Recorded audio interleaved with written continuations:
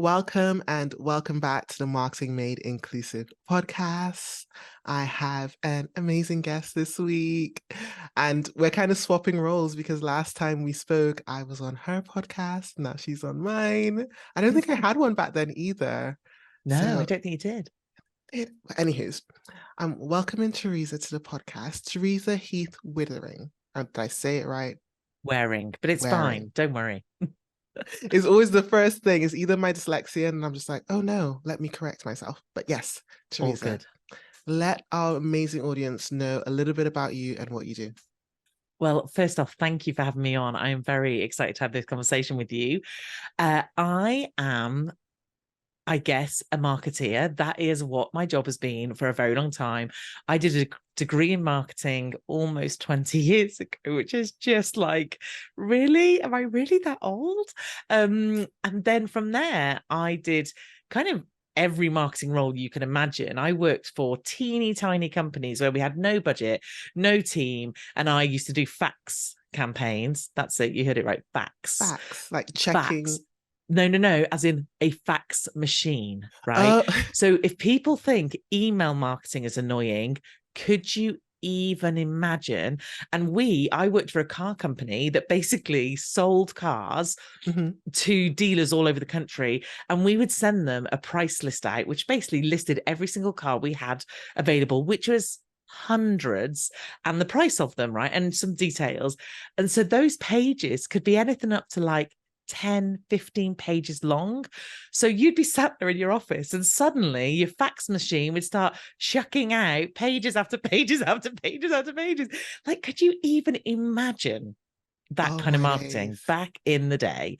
So I did that. I did events. I did like the normal brochure stuff, the direct mail, that I've literally done everything. And I worked for a huge company. I worked for Land Rover. I used to do corporate marketing for them. And then, like I Mhm. said, I worked for teeny tiny companies where I had to do everything. And we didn't have graphic designers or copywriters and all that sort of good thing. And then about 9 years ago, I joke and said I have an early midlife crisis and decided that as a single parent, a recently single parent with a 4-year-old and a mortgage to pay, I would hand in my notice at my very well paid marketing job. I was head of marketing for an agency and start my own business, right? Which I had never, ever wanted to do. I was not an entrepreneur type. I had never thought, oh, I know what would be fun. I was a complete kind of like, I love being an employee. I love people patting me on the head and telling me I've done a good job. Mhm. But I think with that massive shift in my life, I'd been with my ex-husband for like 12 years. And I think that big shift in my life just made me, I obviously did something and made me look at everything. Mhm. And I left my current role and I started doing marketing for other people. So I started as like a consultancy and then a kind of done for you. And basically, I was the marketing manager that people couldn't afford to bring in house. They couldn't afford to have a marketing manager at that level in house. So they would bring me in for like a day or two. And I worked with all these different companies and I thought it was lovely and I loved it. But of course, I was a single parent to a 4-year-old who just started school. And I was running myself ragged. Like, I was the one that would run in at the beginning of the day, the last parent in, throw her through the door and run out, like literally elbowing the other parents out the way. And then I'd be the last one to pick her up at the end of the day. And I honestly thought, how on earth does anybody get stuff done in these hours? And anyway, we made some changes and she went to a different school and did longer hours and that sort of thing. But also I started to look at what I was doing in my business. And Mhm. although I did enjoy having the agency and by this point I started to bring on a team, and I just found that they wanted me like Mm. all the time. The agency was built on me. I started speaking at this point. So when someone started working with me, they wanted me. They didn't want one of the other team. And it went from having like one boss when I was employed to having like 18 bosses. And then what was amazing is I was getting picked up to speak and I was traveling and I was going to the States, and then they were getting really funny with me, like, will you never hear anymore? And this is so annoying and da, da, da, da. And even just like jokey comments. And I just thought, Mhm. I don't think I can do this anymore. Like, and I started to see this online world and thought, what if I could help more people who are definitely not in the position to get any marketing support? And what if I can do that internationally and from home and through my computer? And I started to watch other people and see what they did.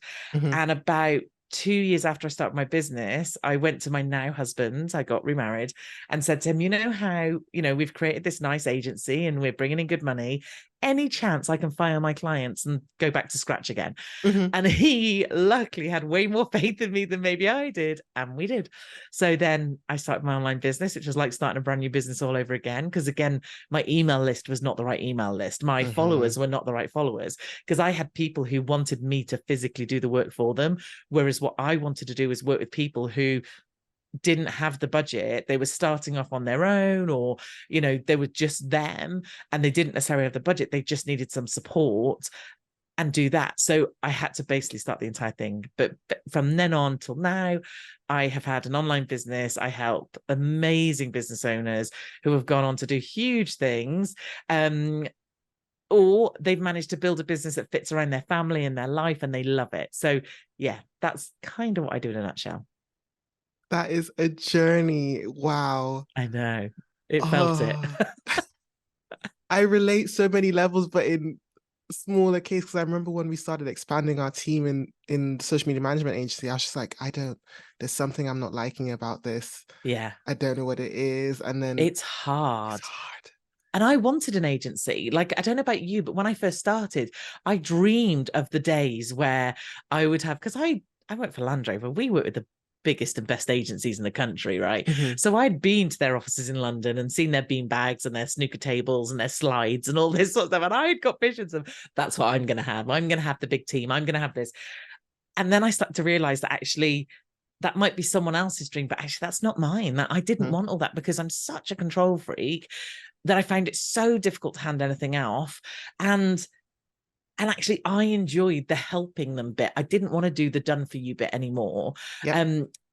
But that bit where you're starting to expand and bring other people in is tough. It's really tough.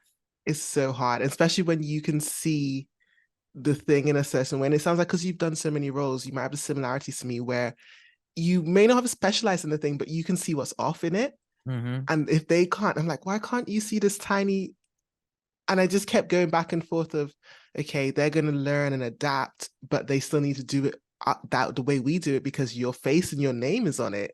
It's a Yes. different type of pressure, but it Yeah. sounds amazing what you do. I've met some of the people you coached at the conference we were at Yes. recently, and you've honestly changed lives. They Oh, thank sing you. your I love it. praises. Oh, and I love that because I adore what I do. And I think there are lots of people out there who call themselves a coach or, mentors to people or whatever. And there's a lot of frauds out there, if I'm Mhm. honest. And also, from a diversity standpoint, there's a lot of white straight males Mhm. who for me, when I first started in this industry, I was totally bought into them. I was totally bought into, they've said, I've got to do it this way. This is the way I've got to do it. And it took me probably a year to 2 years to go, oh, hang on a minute. Their life and them are nothing like me. So when they're telling me to get up at 5 a.m. and do the magic morning or whatever, miracle morning, and I Mhm. have what probably would have been more like a 7-year-old by then, like, yeah, no, that isn't going to be right for me, or they just couldn't relate. And the other thing was they didn't want to.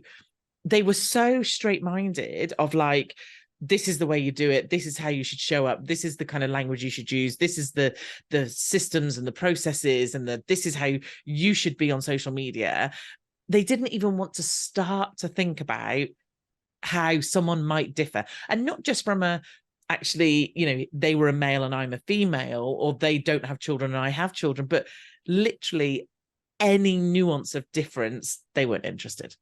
They weren't there for it. And I think there's another element of you being a coach having that marketing experience because a lot of things, especially with small businesses, Mm-hmm. people they get annoyed with me sometimes because 95% of the time I'm like, marketing is the solution to that problem. Like almost every problem I see in the Yeah. world, I'm like, but it's like the way they marketed it is what made it go so wrong or the Mm-hmm. misunderstanding. It's like marketing's not answers everything. I'm like, yes, yes, Yeah. it is. But the other thing is, when you are working with a business owner they are the marketeer, they are the person, they are everything. not only are you going, your marketing's wrong, or you're doing it the wrong way, you are specifically saying you are doing it the wrong way, or Mm, you are showing up wrong, or you are not. It's a really personal thing. Whereas in one mhm, way, I really enjoyed working with big companies because it was never that personal, and therefore it was almost very easy in the sense, no, it wasn't very easy, it's not easy, but it was like I could say, that campaign's not working, let's try this campaign. And also people could be like, especially product-based stuff, we've got an amazing product, this is what's awesome about our products. But when you are speaking with someone who they're a graphic designer, or mhm, they're a social media expert, or they're the speaker or whatever, you are not only saying what you've chose to do is wrong, but you're also saying you're showing up wrong, or you're, mhm, because they're the thing that they're selling. And you've got to give them the confidence to go, do you know what? I'm really flipping good at this thing. Or, do you know what? I am happy to show up this way because I know I can follow through on it. So there's so many, and in another layers. way, it's so much easier to deal with one person, because when I worked with a big company, man, I remember doing a campaign for Land Rover, Mhm, and it was because we were corporate Land Rover, so we weren't the retail side. And I'd put together this whole thing with one of the agencies about, it was a brochure on having a Land Rover as a company car, basically. And we decided to make it out of this really thick, almost indestructible material. Probably not very eco-friendly. This was many, many years ago. But really strong material. And the headline on it was "Take your business anywhere," i.e., you can pretty much take a Land Rover anywhere because of the fact it's off road and da da da. Anyway, this campaign took months to put together, months. And you know what? At the very last moment, the whole thing went to legal. They turned it down. They said, you can't have the headline, "Take your business anywhere." And the whole thing was based on, we're tough, you can go anywhere with us and all that sort of thing. So like I said, there are good and bad bits about both of working with, working with big companies and working with individuals. But it's understanding, I guess, my approach to those things when I do it. mhm, and the differences between them. Mm. Speaking of small business, um, I think that leads to my second question, but I'll do my first one first. What does inclusive marketing mean to you, considering you have such a broad marketing experience?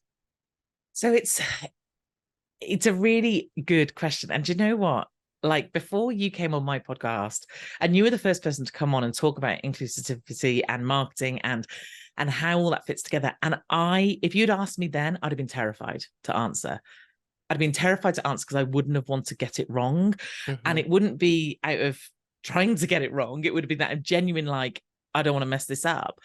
But I think for me, it's about being able to, and even now I'm a little bit nervous saying it, but don't worry. I think it's about being able to identify or see or relate to the marketing. And sometimes that marketing won't be, I guess, wholly inclusive based on who their customers are. Mhm, And sometimes we can debate this point and that's fine, but sometimes that might be okay, because it's not, if a product or a service or whatever isn't designed for a certain type of person, then it doesn't have to show that inclusivity. But if the product or service can be for a type or many types of people, then that marketing has to demonstrate that. And as their potential customer, I have to, whoever I am and whatever my background is, whatever my ethnicity is, sexuality, whatever it might be, I need to be able to look at that and go, oh, I belong here and mhm. I'm represented here. So that's my answer. Hopefully it's okay. No, that's the thing about it, because marketing in itself is so nuanced and so many Mm-hmm. layers. Inclusive marketing is that as well. And I Yeah. think you nailed it on the head in terms of you have to feel something. But Yeah. I am 100% on board with inclusive marketing doesn't mean including everyone. There's exclusion No. in there. Because I think I mentioned it in the conference, you're not going to market gluten bread to gluten-free individuals. Exactly. And then I very rudely and couldn't help myself but shouted up because I'm gluten free. And you were like, they don't, something like they don't like bread. I was like, I do like bread. I love bread. I would love bread, but I just can't have it. But no, you're right. Like, not every product and service is going Mhm, to be for them. And that's okay. But if it is available to a diverse audience, you've got to show that, because otherwise, and you know, we had a fascinating conversation on our table about a conference that's coming up, and they've just looked at their lineup, and they don't have any diversity on their lineup. And the guy who is organizing it is Indian. And so I was like, well, aren't you in the lineup? And he's like, no, I'm not speaking. So first I was like, well, hang on, there's something wrong there, because you should be speaking. But anyway, so he's like, but I don't care that there isn't diversity. So does that mean it's okay? And I was like, and by the way, we did not come up with a solution for this. It was just a discussion. But it was really fascinating that he was saying, because what he was trying to do as a speaker was get the best speakers, and it's a particular conference about a particular thing, right? So he wanted to make sure they get the best speakers. So then he said to me, well, should I have someone who's not a very good speaker just because, you know, they meet a quota or a criteria or whatever? And I'm like, well, no, because as an event organizer, your job is to put on a brilliant event, and you can't put up terrible speakers just to go, look, you know. So we had this conversation, and then we kind of had the conversation of, well, why is there no people of color who are speakers on this particular subject? Is it because they don't see other people of color doing it? And therefore, you know, and we talked about the event we were at, because it was marketed live, and they do a dice score, which I have said didn't know a huge amount about. And I got educated by BizPaul, but he scored as high as you could get on the dice score in terms of, you know, how inclusive and diverse the event was. But I know he works very hard to find those speakers, to find speakers that are excellent speakers, as well as maybe being able to give a diverse lineup. So it was almost a case of, I think, and like I said, I don't think we came up with an answer, but it's almost a case of, you do have to go out there and you will have to work a bit harder to find people, because there are going to be people. And I'm not saying just pick the first person you find just to go, well done. It is about, you do want that caliber of speakers, you do want that quality. However, you're going to have to work a bit harder and search people out. And the more you see people, and it was a bit the same for me, and I assume, you know, you must have a similar story, where I live in a larger body, I've done for a very long time, and I used to go to the States to lots of conferences when I first started my business, and all the people I saw were mainly white males, straight males, or white females who were very slim, stunning looking, like stunning looking women, right? And I remember thinking, I can't be a speaker. I can't stand on that stage in the body I'm in. And also because of all the many things that are in my own view of the world based on my experience, it was, people won't take me seriously. People won't look at me and think I know what I'm talking about, because I can't even control my weight. Like, all these things. And then I went to a conference, and stood on the stage was Amy Porterfield, when she lived in a larger body, which she doesn't now, which cool, great, you know. But she lived in a larger body, and I looked at her and thought, I can do that now, because I saw an example of it. And do you know what was so funny is, her and I, we've now become friends, which is lovely, but I was having a coffee with her years back, and she said to me that someone had said to her, someone needs to see you do this to know that they have permission, that it can be done. And I said, and that was me. And that was the I result of was that person. So now I'm the one who's going on stage saying to people, and it doesn't have to be, I don't actually say it's okay if you live in a larger body to speak, but the fact that I'm showing up, you know, so we do need to find and identify these, you know, the diversity in that lineup, to make sure that people see and go, oh yeah, no, I can do that. There's so many elements to it, but I just want to touch on the way you just phrased that, living in a larger body. I haven't heard that before, and I'm gonna add it to our terminology dictionary. Thank you. Because it is such an accurate time phrasing, and it clicked in my brain so solid, and it's such an accurate way, if you were describing someone, to put context to it. Like, the last time I saw them, they were living in a larger body. Yes. Yeah. It's just, it's kind of like factual structuring. And it feels for someone who does, it feels nicer to say that. Like, and I'm Mhm. not trying to like sugarcoat it. I'm not trying to go, oh, it's not nice to say someone's fat or overweight. Because, I have a young daughter who, who's now 13 going on 23. But like when she was little, she would say things and people go, oh, you can't say that. And I'd be like, well, no, you're not wrong. Like, I am fatter. I Mhm. am overweight. You're not lying. You're telling the truth. But it's not always nice to say that about people. But like you said, it's, that's the situation I am living in right now. But it doesn't mean that won't change. It doesn't mean that hopefully 6 months down the line, that might be different. Yeah, that's so. I had a whole other question, but that's so interesting because when we are thinking about describing body in marketing and body representation, Mm-hmm. there's an element of your the way your body is shaped sometimes can be your identity and sometimes it's not. Like Mm-hmm. for myself, I'm Yeah. 6'3". I will always be tall. So I Mm-hmm. don't mind someone describing me as tall. Mm-hmm. But someone describing me as my hair doesn't make Yeah. sense because that's something that will change. Yeah.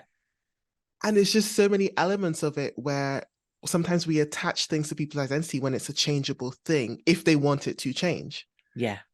Yeah. And like you said, it's that doesn't feel like a label. Whereas Mm. saying I'm fat or overweight feels like, there you go, stuck your label on, that's who you are.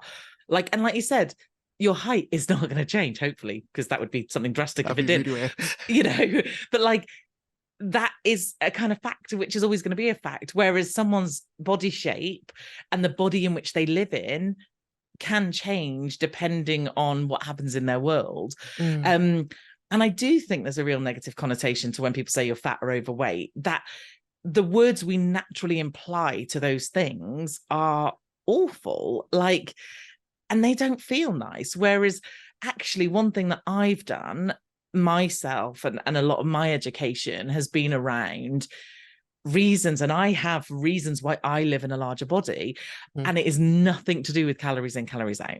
Nothing to do with that. Like, I have done, and I could bore you and tell you all the many millions of tests and things I've had done, but for whatever reason, my body still holds on to the weight that it's got, no matter what I do. Mhm. So actually, so many of those connotations are wrong. They are not correct when it comes to me.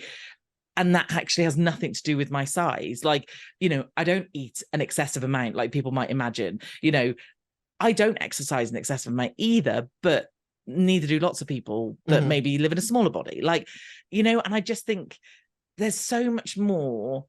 Like, I think any work in inclusion and diversity makes me understand the difference in people and makes me have a very much more open-minded, I don't want to use sympathetic, that's not the right word, I can't think of it is an Like, empathy. yeah, a connection. Yeah, that actually what I see on the surface is nothing compared to what it might be. So then Like, go on. I was just going to say, I'm curious to know, because you mentioned Amy Porterfield, amazing in Mm-hmm. the field, does a Mm-hmm. lot of things. Um, there's an element of when you're marketing yourself, Yeah, you have to look at yourself all the all the time. time, not even kidding. There's images of me that I'm just like, oh, I really want to retire that one, but it's still coming up. Oh, But you have to don't. look Yeah. at yourself all the time. How have you approached, has that impacted your marketing in any way and how you market yourself, considering what the stereotypical Mm-hmm. look, mainly in America, the stereotypical, if you type in, oh, it's normally like confidence coach and all this. Yeah, yeah, yeah, Normally, yeah. anytime there's a coach and it's a woman, the stereotype is that they're doing emotions and men are doing business, Yeah, which is frustrating. But yeah, I how know. did you approach marketing yourself? So again, I looked to those experts, right? So Mm. I suddenly then went and got all the photo shoots. Like, I literally had a photo shoot every 6 months, and it was perfect. And they were highly edited. And I wanted to look perfect because that's the way that it was shown. Not only that, how the angles I was shot at, the types of images I had, I was really strict about. So, head and shoulders always. Very rarely would I show my full body. If I had an amazing photographer in the States, actually, who is a lovely, lovely guy, but he would know what angles to put me in to make my body look smaller, which in one way I don't mind, because I don't Mhm. want to look I don't want to look worse than I could look. Like, I want to look You want to look good. your best. Yeah. Yeah. But I know a lot of the photos that I chose or didn't chose were down to how I felt about my body. And then and you know what it did for my business, which was fascinating? Because I wanted such perfection, that's all people saw, and they didn't seem as relatable. Huh. So, and I like nice things, right? So I have a nice camera setup, I have a lovely office. If I can afford to or get enough points, if I fly, we do it business class. Like, I like nice things. That's me and who I am, which is kind of ironic given the upbringing I had. But anyway, so I think what they saw was this very polished, perfect looking, great website, wonderful social media, really nicely designed stuff, because I had all the people in to come and do stuff. Like, I had the great podcast editor, I had the great graphic designer, like I had someone build my website from day one. I never went through the stages of me doing all that stuff myself, because I looked at those people and went, that's what I need to replicate.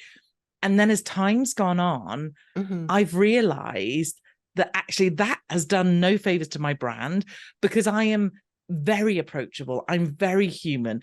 I laugh at myself a lot. I'm silly. I am not this perfect person I make out. And when people get to know me, they realize, like, I'm just like really nice and normal. But I wasn't showing that. I was showing this, hands on hip, perfect smile. And don't get me wrong, I've still got photos of them out there. So what I started doing was I started showing up on Instagram stories and showing up. And in fact, I made a whole point of going, I'm no longer using filters. Because even though I used a very gentle filter, I did use a filter, and it smoothed out my eyes and it made my teeth probably whiter than they were. And one day I went, I'm not doing this anymore. This is my face. This is how I look. This is what you're getting. And then a few weeks back, and it was only a few weeks back, I'd started to do some stuff. I'd done some embodiment work. I'd worked with another coach, and I thought we were going to work about business. And she went, we're going to work about your body. And I went, I don't want to talk about my body. Like, she went, you literally show up from here up. And I actually said the words, I ignore the rest of that. And she's like, while you're doing that, you are never going to show up as your true self. You can't do that. This was at the beginning of this year. So I did a load of work on embodiment and loving my body. And that's a big, hard thing to do. Like, if you're not happy with your body, to love it is like, no, are you kidding? So there are many steps before I ever got to, actually, I love you, body, and you're doing a great job for me. So anyway, I'd done all this work, and I went out to the Kajabi conference in Austin, and they had one of these cameras that went all around you, right? Yeah. And I was like, I really want to go, because the pictures look cool as hell, especially if you're moving, because it's slow-mo as well. But you are literally going to see every inch of my body from every angle. And I have never put a picture up of that before. Like, I'd never shown even a front angle. I'd always give people briefs, like, because if you've hired all these people and they helped you build the brand, they were obviously selecting shots. Did you give them a brief to say, I am a woman living in a larger body, don't do this? Or was it like, how did you control that? So I guess I had sent them, so the photographers, I always sent them images that I liked. And I'd always gone for Amy's, because Amy was very strict about what images went out. Again, never a full body one. Another person I looked at the time was Megan Hyatt Miller, who's Michael Hyatt's daughter. And she, again, lived in a larger body at the time and had very strategic photos. So I think I never really gave them the option. And if they did choose something, I would always be a bit like, oh, not sure I like that. But on occasions, a few would slip out, and in fact, it was okay. But the funny thing, I laugh a lot. I smile a lot. Like, so I have this loads of images of me literally like mouth wide open laughing. And I wouldn't let them go out, because like I might have a slightly double chin, or it was like, I can literally see your tonsils type thing. But the thing was, that picture was portraying so much. And then, and like I said, it was weird, because it all kind of happened at the beginning of this year, that I then started working with a social media manager who got me really quickly. And she was with me yesterday, Becky, and she's amazing. And we got to the point where I was like, Becky, I don't need to approve stuff. And I gave her a link stupidly, but bravely, to all of my images, right? Every photo shoot I've ever had done, every image of me speaking, which again is always a tricky one. And I'm very like, oh, no, that's never seen the light of day, you know. So, and she started putting images up, and I'm like, oh my goodness. Like, and she's like, I love this one of you. It's brilliant. And I would look at it and think, oh, I would never have chose that in a million years. But I started to let them go and think, well, if you like them, then great. So anyway, I did the Kajabi thing, and I said to them, I really want to do this, but I'm really nervous. And I was really honest with this guy. I was like, this would be a massive step for me to. He's like, listen, you can do it. It never needs to see the day of light. Like, you could do it. If you hate it, I'll send you, your file gets sent to you. You decide what to do. So I said, I've got this idea. What if I do a story, like hold my phone and talk to my phone as the thing's happening? So I did this story saying, there's this machine, I'm having it done at the moment. You may or may not see the outcome of this. Like, and I actually did the story and sent the story out. And what had also happened during all this stuff, it was like the universe kept delivering me stuff. But I had listened to a podcast with Bryony Gordon, and she had been interviewed by Rangan Chatterjee, Dr. Rangan Chatterjee, and he had said, she does a lot of body positivity. And he said, how do you get to love your body? How do you get to be so positive and love it and want to show it off? And she said, I don't, but I'm tired of hating on it. I'm tired of treating it terribly. And I just thought, you know what? It's me. If you meet me in real life, and I am a speaker, so you do see me, like, that's what I look like. So I did, and I went and put that up, and I got loads of lovely comments, which is lovely. And that's not the reason I was doing it, but so that was like my first step. And then the next one was brilliant. So Bryony Gordon has written many books, and I have got some stuff coming up soon where I'm doing a new podcast on a completely different subject. And I really wanted her to be a guest. But Bryony Gordon is a Telegraph journalist. She has interviewed Prince Harry. She has a Telegraph podcast. Like, this woman is really, really well known. I tried to get hold of her, couldn't quite get through to her. So she put up on her Instagram stories that she was doing her big body confidence beach day out, is what she called it. And basically she said that she wants women to go to a beach in their swimwear and just be super confident about it. So I thought, oh, this could be my in to get in front of Bryony to have a conversation with her. So I applied. So you had to apply to be picked because they only had limited spaces. So my first thought was, well, I'll apply. Probably won't get it. A few days later, get an email back. Well done, you got space. Right. So I was like, okay, that's cool. And it said, if you can't make it, you need to let us know by whatever. So I thought, I can drop out at any point. Right.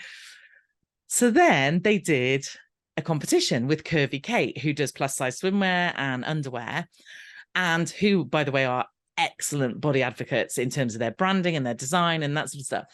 So they did this competition, and I thought, oh, I'll just go for it. I need a new swimwear. Well, who doesn't? Let's not say no. Entered the competition. Got it. I won. Right. There was no way on this earth I couldn't go now. So I then have my daughter. So I emailed Bryony saying, I'm so sorry, I'm booked for this thing. I have my daughter. Would that be okay? Thinking if she says no, great, that's my way out. And she's like, yeah, that's fine. So me and my daughter drive down to Brighton. I live in Shropshire. It's like 5 hours, drive down to Brighton to meet Bryony Gordon. And there was like 30 odd other people there. So all get into our swimwear. We had a few talks and it was lovely. Get into our swimwear, which again, like I said, I was one of the Curvy Kate. I think they'd done like 3 different people had won. I'm in this Curvy Kate swimwear, which I decided, again, must have been out of my mind. She was like, what color do you want? And I had this great one that goes many different ways. And there was a red and a black, and always would have gone black, always. And I went, you know what? I've won a swimsuit. So if I don't like it, I've not wasted my money. I'll go with the red one. Yep. So there I am in this red swimsuit doing this thing with Bryony Gordon. And because I won a swimsuit, my photo of me in a swimsuit, full length, no vetting, angles aren't good, I'm sweating for you. Honestly, right? Goes on the Curvy Kate's social media. And in total, they have 700,000 followers. And there I am in my swimwear. I nearly actually died. So the day of the event, I took a few stories, and Mhm. obviously I heavily vetted what went on there. And I took a story of me and Bryony and the Curvy Kate ambassador, or the woman who works for them. I'd taken a photo of me and my daughter, both all headshots. And, I will confidently say I look great head up. Like, I was really happy with how I looked. Mhm. And then there was one of me at a distance, full length. And I thought, I've got to put, if the whole point of me doing this is going, do you know what? We need to be honest about who we are and show up as we are and know that we can be accepted for that, then I've got to put a full length one up. So I put this one up that I had chosen, that obviously my daughter had taken, and it was from a distance. And then Curvy Kate put up all these pictures the next day. And I literally was like, oh my goodness, I want to die. I want to go and hide in my bed and not come out. But it was immense. And the amount of comments and the amount of conversations and the amount of thank you for doing that and being Mhm. brave. And I loved that you could do that. Even yesterday at the conference, 3 different random people came up to me and were like, that was phenomenal. And I said, in all honesty, it makes me